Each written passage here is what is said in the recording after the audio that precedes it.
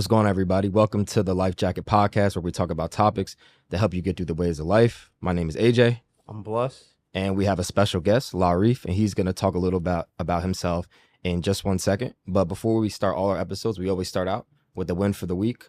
So for me, my win for the week was I signed up for a 10K that I'm going to be doing in Charlotte at the end of August. I've really gotten into this. When you turn 30, I guess you start doing marathons and start running a lot. And so really excited to get that going. So Bless, how about you? What's your win for the week? What's up, AJ? What's up, Larif? So my win for the week, I got 2 new clients for real estate. Nice. Pretty excited about that. My work has been speaking for itself, so just got to now start to get working and start expanding my business. So what about you, Larif? Thanks, AJ. What's up, AJ? What's going on? My win for the week, I'm also a founder and executive director of a nonprofit called the Pass with Purpose Foundation. We just had our first fundraising event to kick off the summer, and it was a sold-out event. So that's my win for the week. And I was there. It was a great event. I really enjoyed myself. So Larif, man, tell us about yourself. I know it's a lot. You're the man. So I'm gonna let the audience get to know you a little bit. Just tell us about you. Cool. But first, I want to thank you both for the opportunity to be on the Life Jacket podcast. And so, to those that don't know, my name is Larif. I'm the founder and owner of Peculiar Travel. I'm also a change agent, and also from Chester, Pennsylvania, where I'm born and raised. I love traveling. I love God. And again, to add on to that, traveling is very therapeutic for me. So that's it in a nutshell. That's it in a nutshell. All right, man. So, for the Life Jacket, we feel that everybody has a wave or something that, they go through in life that either makes them or breaks them. But more importantly, they become the best version of themselves once they get through that wave. And so for you, what do you think that wave was in your life that made you into the person, that you are today? So I have a perfect example for you all. So back in 2017 to 2019, I battled with a mysterious eating disorder that caused severe GI pain as well as restricted my diet. So went to see different doctors to try to figure it out, but they could not pinpoint what the issue was. So despite of the pain that I was feeling, I still had to kind of move forward and try to persevere when I felt like lifeless to a certain extent. Food is something that not only is something that we need to enjoy, but essentially what our bodies need. And for those 2 years, I didn't really have that luxury and that essential benefit, right? So went through that. While I'm dealing with this, God laid it on my heart to start a travel company. But again, just had the idea, but didn't know what the name was going to be. So as I'm dealing with this trial or this wave, and I would say it was a bad wave, to be completely honest. There was nothing good about this journey. Was thinking about my situation, how going to see different doctors, getting different tests run. They're like, Mr. Ham, that's my last name, by the way. Nobody can figure this out. So I'm like, what's a word that's kind of abnormal, kind of set you apart and different? And peculiar came to mind. And during that time, praying, I believe in God for healing. I'm like, God, if I name this company Peculiar Travel, I promise that this will be the foundation of my company to be able to share with others about your creations of the world and your creative genius. So in September 2019, God healed my body completely without the need of any medicine or procedure. Thank God. Based off of, the vow that I made to him, and he honored that. And I think the biggest thing we got to understand that before God can grant us the desires of our heart, we got to go through and endure seasons of trial, and I can attest to that firsthand. Absolutely. And this is definitely, I would say, end up starting as a bad wave, but then it became a good wave and also was a transformative experience because it gave me new purpose and a new reason for living. So I guess one thing, just to go back to this, so you said you really couldn't eat solid food for At like all. 2 years. 2 years. So my diet was cream of wheat and soup because that was the only thing that kind of allowed me not to have, so the pain literally set in the center of my chest. So if I would, eat something that I should not be eating, I'll be in this pain all day. Anytime I didn't feel this pain and this constant belching was when I was sleeping. So you guys probably can't imagine waking up every morning being in this pain and have to try to get through your 8 hours of work dealing with this pain. So during this journey, I dealt with, thoughts of, suicide, thoughts of depression, because I was living in Maryland by myself, no families present. It affected everything concerning my life, quality of life. It wasn't hanging out with friends, wasn't dating, because I wasn't myself, Mhm. and, we're not feeling like ourselves. I kind of just shut down. I'm a Capricorn, Yeah. so it's kind of one of those things. So I couldn't eat, So as a result of that, lost a substantial amount of weight, dropped from 165 pounds to 137. So the first time I Man. got a six pack that I didn't have to work for, Mm-hmm. and I didn't like how I felt, I didn't like how I looked, but yet I still lived, kept moving forward. And a lot of people didn't really know what I was dealing with outside, except my circle of friends. So to be able to utilize this as a testimony, people like, yo, Reef, I didn't know you was dealing with that, but also letting me know that they dealt with something similar. It might not have been exactly my situation, but something health related that they didn't share with nobody, Mm-hmm. but was inspired by me just having the willingness to share. Yeah. I just think that's wild how you were dealing with something that wasn't letting you be yourself, and still in your brain and in your mind you decided, I want to start a business. I want to start a travel business, and then made that vow to say, like, God, like, even though I'm going through this, I still want to have the desires of my heart and want to have those used to be where you are now, and to just have that mentality of still keep going and still pushing forward. It's kind of like what we always be talking about. Like, even though like the waves get rough, if you would have just gave up right then and there, you probably wouldn't be in the situation that you're in now. And 100%. so that, like, it's really an honor just to be in like your presence essentially, and to be with around someone that still thinks about that, and for our audience, for them to see like, hey, like, yeah, it can be bad, but you can get your way out of it. Yeah. So that's definitely like mind boggling to see, to hear about that, because when you're like, I've been injured and sick and down and stuff like that, and it's just mentally you're not there. To find that mental fortitude Yeah. to get through it, Yeah. that's good. I'm glad to hear that. Yeah. Yeah. And me and AJ, we're members of Kappa Alpha Psi Fraternity Mhm. Incorporated. And I would say, and I would tell people, I said, I would rather go through my journey again than to deal with what I dealt with. Goodness. And that's 100%. That So that's the level of what I dealt with. Right. So, but God is a healer. and that's more of like, that's a tsunami. Like, Yes, no, seriously, yes, like yeah. when I look at it, and I like what you said, like talking about you were depressed, even suicidal, that's tough. I don't think enough people talk about the raw emotion, like when you're really frustrated Yep. and life is just not going your way, and like you said, you're praying, you're asking God why, and you're just like, it's not getting better. And for you to just, stay resilient and keep going. Like, I'm really big on resiliency. Being resilient Yes. is not just being resilient, but getting through it. And, with the life jacket, we talk about, everybody has storms or waves, things they go through in life. Everybody does. And to be able to get to the other side, like, you don't know what somebody went through to get Right. to where they are now. And so, like, I just commend you tremendously. Not being able to eat solid food for 2 years. And I'm a foodie. Yeah. So like we go out to eat. If my friends they ain't finish that chicken wing, they know Reef gonna finish it. So not being able to do that was painful, man, in every aspect. And when my healing came in September, I'm in the travel, have a travel group of like influencers. So we kind of just connect with each other. So we linked up with one of my travel homies. His name is Dan.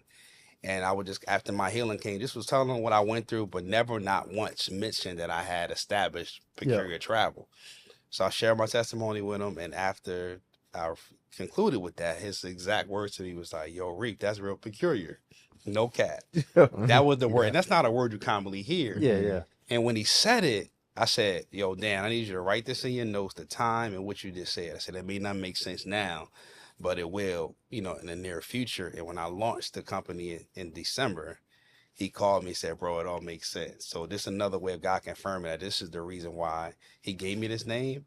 And that's why we're on the level we are right now. Yeah, that's as good. a result of that obedience and making it through that journey. So let's talk about Peculiar Travel. For those that don't know, let's talk about, you starting it and what that journey has been like from you. I know you mentioned, well, you didn't mention it, but I know you said you quit your job. Yes. Full time. I commend you on that. That's a next level faith, to quit your corporate job and to pursue something that, God has told you or that you really want to do. and be able to, you see yourself, see it through. So just, if you don't mind sharing for us, even the viewers, like, what was that journey like starting Peculiar Travel? Not at all, man. So I'm happy to share this. This is my baby. So I'm Yeah. like, very proud of it. So Peculiar Travel is a Black-owned travel curation company. So we curate different experiences that are unique and distinguish you from other travelers. So we do trips to Iceland, which is our Black Ice trip. We also curated a trip called Schools Out, which is a vacation experience for educators, which was birthed out of the pandemic. Yeah, that makes sense. And we also do trips to Mexico, and we also host private group trips as well too. Because our whole model is group travel. Everybody like to travel people they don't know. So I also provide that service just with the comfort of friends, family, etc. So started the company in December 2019. I actually pre-launched it after the first Black Ice trip that we did in November. And then I said I would never quit my corporate job. I said I would at least bring in that much money of what I was making. But after God healed my body that September, I said, God, I trust you with everything. So I said, look, if you did this, I know if I quit this job, like everything would be taken care of. And I quit my corporate job. I was working for Northrop Grumman in January of 2020. Gave my final notice and left with a smile on my face. I knew this was the right thing to do. And then I had the official launch party on February 29th, 2020. A leap year is a peculiar date. Yeah. And then the world shut down the next week. Oh man, yeah. So, but even with that, I was still grateful, still thankful that I could have easily said, let me call my old boss. Just kidding, can you hire me back? But I said I knew what God told me to do. And from that point forward, I knew I had to figure out what I had to do to make money as a man. Yeah. So has there been any point in your starting Peculiar Travel where you had to pivot a little bit? Where 100%. maybe it wasn't going the way you wanted to, which I feel like most entrepreneurs, they talk about pivoting, but like, what's like a pivot you had to go through where you thought things were going to work out, they didn't, and instead of like getting frustrated and wanting to quit, give it up, you say, no, I'm just going to pivot and kind of make it a new avenue. So to add to that, so when the pandemic happened, everything shut down. Couldn't travel anywhere. Yeah. So I had 5 trips planned for that year. Most of all were sold out, but I had to cancel due to the travel bans. So I said, I got to figure out a way to make money. So everybody was really into e-commerce, everybody shopping online, Amazon. And it was really an uptick in Black merchandise companies and t-shirts. So I tapped right into it. So I had started the merch arm to the brand called our Travel Cures Everything collection. And I'm actually wearing, this actually is a sample. But you see the logo? Okay. That's So nice. it's a broken heart stitched together with the airplane. When you travel, it makes you feel happy. It's your therapeutic. So it allows you to get away from the temporary cares of life, right? So when I did that, started selling t-shirts, socks, I said, so that was bringing in some money until we were able to travel again. And now the beautiful thing about that is that it's twofold. We got a service side of the brand, which is the trips, and then we have a merchandise arm, which my travel community can purchase to wear on the trips. So that's how I had to pivot. And I think the biggest thing too, because it's something that I love to do, I'm passionate about, you'll figure out whatever you have a passion about. We don't perish, but we'll pivot. So this is Lord willing. I pray it just never dies, but as long as I know what he has, like, this is ministry. This is a ministry of travel. So it has no other choice but to be blessed, man. So that's how I pivoted. That's how we, are growing to this day. And I think to go off what you said earlier, like, I love traveling too, man. Travel will change your life. You got to get out the United States a little bit and just go somewhere else. Yes. And just embrace their culture, get on their time, and just live in the moment. Like I've been blessed. I've been able to travel to, to Africa, Thailand, South America, and I feel like I have to travel at least 2-3 times a year just to kind of reset. And it's real humbling, especially, going to different places. Like, even if they don't speak English, you have to adjust and Google Translate, that helps. Google Translate and just get on their time. And I know you'll talk more about your nonprofit too. I think, we're, especially maybe Black people, like when we were younger, we didn't know too much about international travel. Not at all. Or travel. I think people, go to Miami, go to Vegas, go to Atlanta, but like, I really appreciate what you're doing with your nonprofit, which I know you'll talk about later in the episode, about just being able to travel at a younger age and be able Sure. to see the world. Thankfully, a lot of people our age were able to travel now that we have the funds. But just wanted to pivot off your point about just traveling and like how life changing it really can be. Absolutely. And to that point too, again, it's not something traveling is not something that we were born into. Absolutely not. Most cases with us as minorities, we were our way of traveling was being enlisted into the army or the Literally, Navy. that's why my dad joined the Navy. That's crazy. That was that travel. That was forced travel for us. But to your point, AJ, now that thankfully we have good jobs and we're able to kind of live, more of us are actually traveling and seeing the world from a pleasure fun standpoint than a force standpoint. Mhm. So, since you started your entrepreneurial journey, what has support been like from your close friends to strangers? I think you hear about most entrepreneurs talk about, most people that support your business will wind up being strangers, not your closest friends. So, kind of what has that been like for you, going through that portion of your life? I love that question. Nobody never asked me that question, Yeah. but I definitely have an answer for it.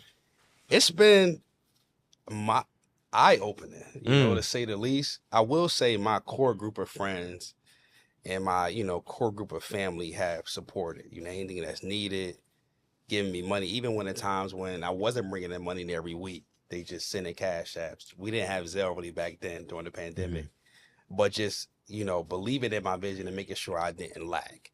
However, there was also a lot of other people who, genuinely thought we were really good friends, and even some family that just have not supported. They watch all the IG pages, all the stories, do all the likes, but the minimum you could do, at least just repost. Just do a repost, And I'm the type of person that I support. If I genuinely love you, I'm gonna support you. I'm gonna repost. If you got a new business, you launch a new product, I'm just going to share it because at the end of the day, I can't block my blessing, so I can easily kind of fold it, be like, man, I'm not going to support you. But again, that's going to be a hindrance of what God has for me. So I always try to keep that good energy helping others. But I've noticed, and as I grow with this company, you don't really see that support that you wish you had. And it's tough. And I'll be honest. And it's so crazy because I was talking to one of my homies on the way up, and I'm like, I kind of battle with that because I'm like, everything's going really well, but it's like, yo, I just wonder what's the reason why this person just don't support. You're like, what's the reason? And I'm the type of person, I'm direct, so I kind of want to go to him and say, like, what's going on? Like, I've done this, I've done that. I think sometimes when you are genuine, you have a good heart, you'll bend over backwards for anybody. Yeah. But I think that it's what we have to keep in mind that it's okay if everybody's not going to support your brand and what you're doing. It's not for everybody, but it is for somebody. And I think one of the beautiful things that I have now is my travel community. So through Peculiar Travel, our group or gang is called the Members Only. So if you attend a trip, you're a member.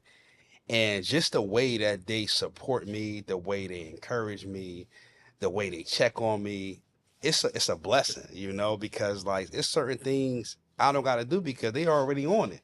Or be a situation going down, they done handled it before it even got to me. And I said, and like that's community, and that's what really has been built. It was growing. So those who don't support, it's cool because I got a travel family over 200 people. Yeah. That's strong, ready to ride or die. And I think that's what real support means for me. And if your support is not genuine, then I don't want it.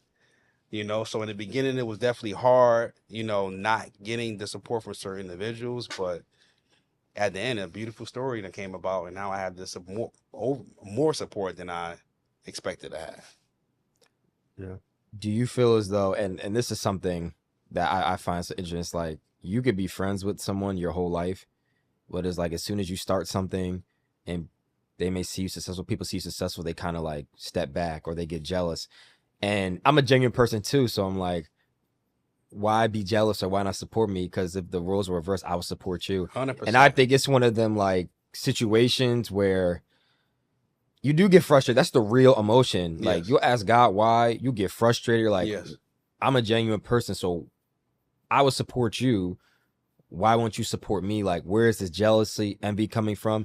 And maybe did I miss something maybe a couple years ago that you were always like this? And why wait until now? That's so mind-boggling to me as well. It is. And to go To add to that, I think just us as black men or minority men, we don't want to see each other win No, at We're all. so backwards. It's so sad You too. know, we don't want to see each other win. Like I said, like to your point, if somebody's here and they trying to get here, yo, I'm helping you, Yeah. you know, but it's not always, that's not reciprocated. And I think that's something that really plagues us as a people. You know, you see the Chinese people, the Asians, they on a block together, you know, not doing anything illegally, but you Yeah, know, yeah. selling Mhm. stuff, just building that community. But for us, it's just like, nah, and it doesn't make you less of a man at all. Just support. Let's build this, let's make the black dollar strong together. But that's just a thing that just, it's really, it's disheartening.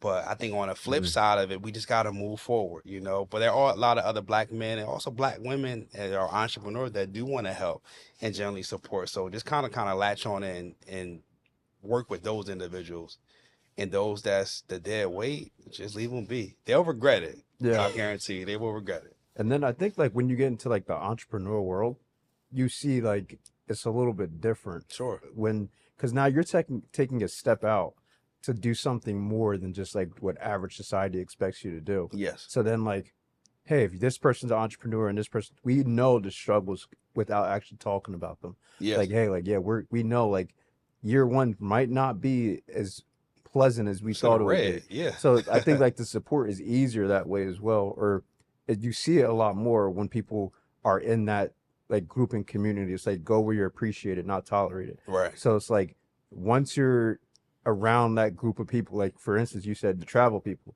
you guys all got something in common. So Yes. it's like, hey, we're going to continue to support. But going back to like the friends and like the people, like they kind of, it feels like they want to control like your level of success. 100%. And then you realize, hey, like if you're not on, then you off essentially. Yeah. So I've seen it so much. I'm sure you've definitely seen it, and it's like it's crazy. Yeah. Especially like you said, our culture, it's weird because like we see, like you said, everybody else on the block, like they doing what they got to do, Right. supporting like the business. They keep it in house, Right. whereas like we don't. We want to give it to everyone else, and so.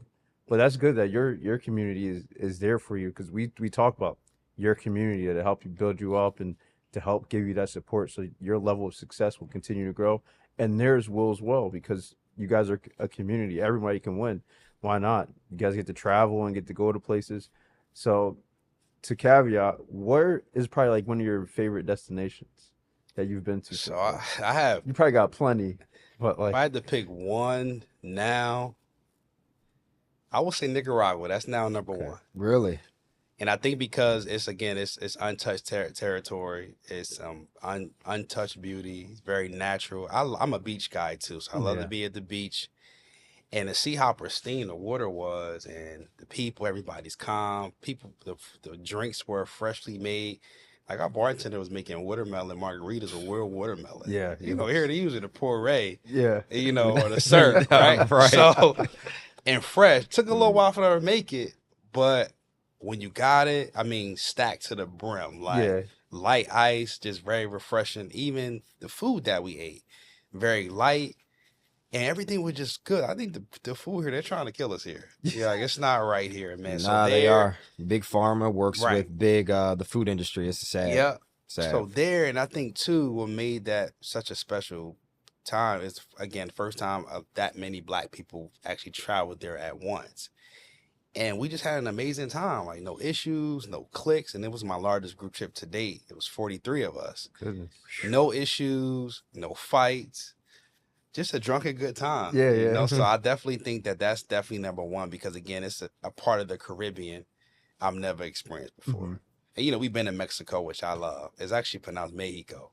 Mhm. I love there. I love Aruba, but seeing that side of the Caribbean that I never experienced in Nicaragua was definitely number one. Okay, that's And I think that experience kind of made that number one too. So what do you think makes a peculiar travel trip? Is it like the cities you go to? Like I know one trip I saw, you went to Mexico, but you didn't go to Cancun, you didn't go to Right. Tulum. What's the other major city I'm thinking of?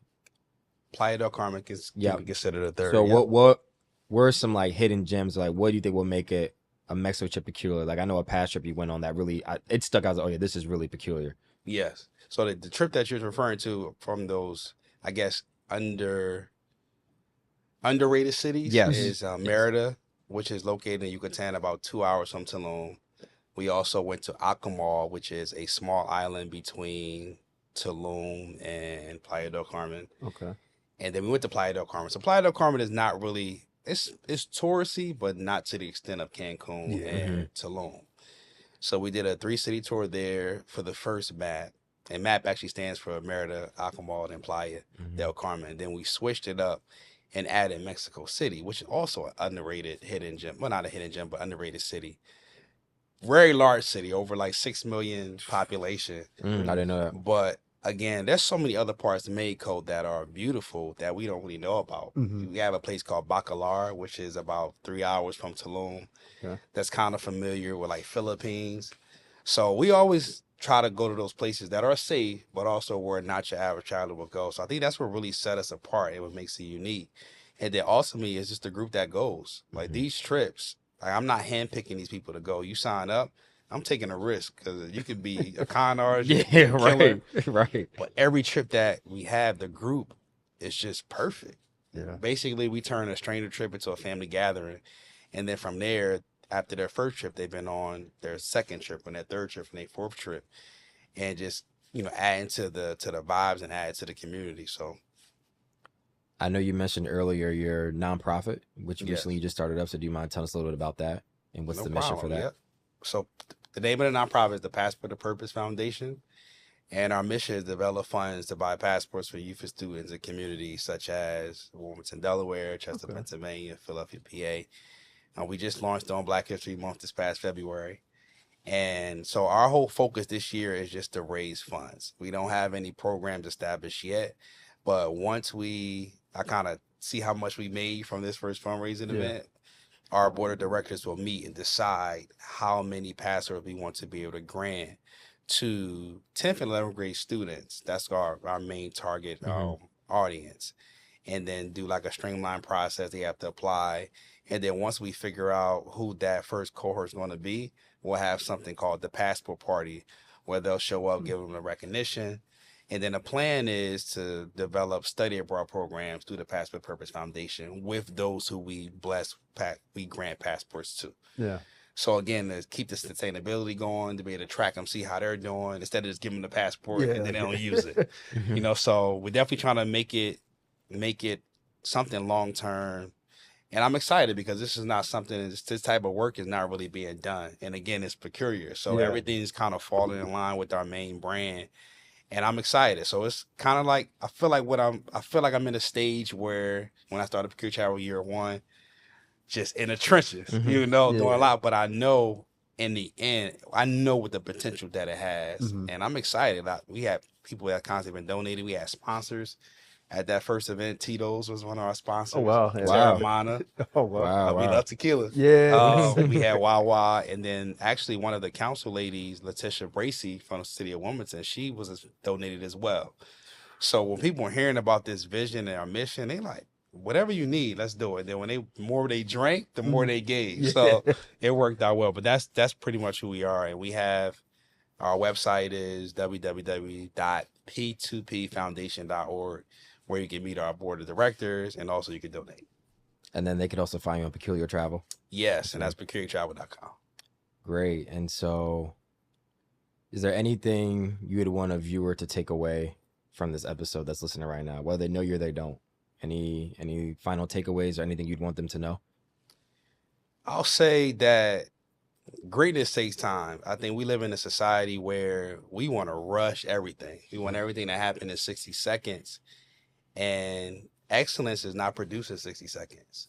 And I think another thing too is that, whatever is our reason for being, our purpose for life, we got to understand that we may have to go through a suffering period or a trial to get to that masterpiece of what our purpose here is for living. And be encouraged to know that it might not be a walk in the park. It's not going to be easy, but stay focused, stay faithful, stay prayerful about it, And if it's something that God laid on your heart for it to happen, it'll come to pass. You just got to weather the storm and get through it to see the other side. So I think those are some of my key life takeaways that I kind of live by now. And I hope that occurs someone else. Great. Bless, you have any final takeaways you want? Yeah. So I think that with your mental fortitude that you've had, with everything that you've gone through, I think it's important to understand like the mind and being able to still believe in yourself, still believe in your vision, regardless of whatever circumstance you may be. Sure. And then most importantly, still believing in God to help you get through it. And so the takeaway for me is have faith. Because Yes. like that's what really got you through Crazy every faith, single yeah. thing that you've accomplished. I would say my biggest takeaway is, support people. It's free, whether you like, subscribe, repost, sharing a story, donate, support buying, gear, going on a trip. Support is free and it goes a long way. And you'll never know when you get into a situation where you're gonna need that support, and you're gonna want the support when you need it. And so just make sure you're supporting your friends, your village of people, your family, even if you doesn't have to be financially, it could be on social media, word of mouth, because you'll get the blessing that'll come back to you in return. And so To that too, I want to add, I shared this with Bless prior to, like, I've known AJ for over 10 years. I actually bought him through the bond. And I shared with Bless that I want to give you your flowers publicly. Like, you've been consistently as supportive, even though you haven't been on a trip yet, but just, like, you've been doing good, sending me messages, texting me, to the point where that's been going on since I started this company 5 years ago. And then one time I said, send me your address, man. I'm sending you some free merch. yeah, you did. Yeah. Just as my, because like I said, everybody's, to be honest, in the frat not doing that, not be giving that genuine support. So to see that, I recognized it, and I wanted to let you know I appreciate that in you. So that's Nah, what it is. appreciate it. I call him Unc, but Yeah, real spill, man. I just want to see all my friends win. Slow. I just want to see people win. Unfortunately, everybody's not like that, but Right. I got to keep living like that to be an example for somebody else, and I'm gonna keep supporting you. It's gonna be filming the podcast, but I'm going on a peculiar travel trip next year, so you can hold me accountable. Hey, look, we could do a podcast taping on a trip. Yeah. The life jacket is fitting, right? real spill. But man, we just want to thank you so much for coming on the Thank pod, you man. both. We appreciate you. Make sure y'all give him a follow, support him, show him love, and we'll look to have you back one day in the future, whether it's on a trip or just talking about how your business is one of the best travel companies in the world. So we're really humbled to have you. We appreciate you. Sounds good. I appreciate you both. Yep, thank you. All right, until next time. All right, that was dope. I think that's probably my best podcast I've done. Really? That was cool. Because usually when I do, when